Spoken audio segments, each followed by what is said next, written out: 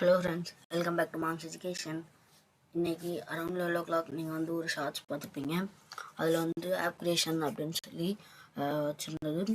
ஆக்சுவலாக வந்து இன்றைக்கி வந்து நம்ம கோட் யூஸ் பண்ணி எப்படி வந்து ஒரு ஆப் கிரியேட் பண்ணுறதுன்னு பார்க்கணும். அதுக்கு வந்து நமக்கு 3 அடிப்படை விஷயம் தேவை. ஒன்று, ஒரு பிளாட்ஃபார்ம், அந்த ஆப் கிரியேட் பண்ணுறதுக்கான ஒரு பிளாட்ஃபார்ம். அடுத்து, அந்த ஆப் எப்படி கோடிங் யூஸ் பண்ணி க்ரியேட் பண்ணணும், கோட் பிளாக்ஸ்.